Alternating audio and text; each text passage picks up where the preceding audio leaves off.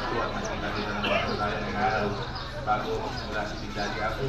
Gusto ko lang pong batiin isa sa mga pinakamagaling, pinakamabait po na mayor ng probinsya ng Cagayan. Ang mayor nyo, ang mayor ko, mayor natin lahat, mayor ng Pidio Reyes. Palakpakan din po natin ang vice mayor nyo, ang vice mayor ko, ang vice mayor natin, isa rin ho sa pinakamagaling na vice mayor sa probinsya ng Cagayan, Vice Mayor Dr. Edward Andres.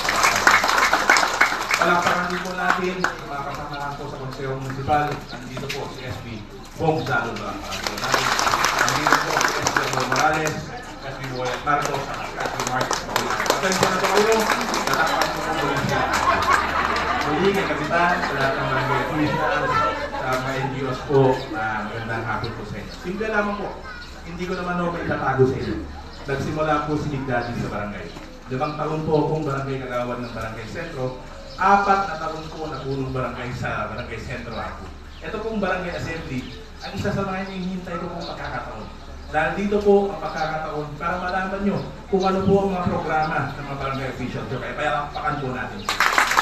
Hindi, gusto ko lang magpasalamat sa inyo. Maraming salamat po sa oportunidad na pinagpunin po ang isang galing po sa barangay. Thank you very much, Kapitan Sur, sa support nyo kay Big Daddy kanina. Gusto ko lang dito sabihin sa inyo, panahon po para mag-report, pero hindi na po ako mag-report. Bibigay na lang po ako ng list sa inyo para po mabasa nyo naman po kung ano po ang nagawa ng isang Big Daddy Banyahe Sunado sa Konseho Municipal. Muli, Kapitan Sur, maraming salamat and God bless. Thank you very much. Thank you very much.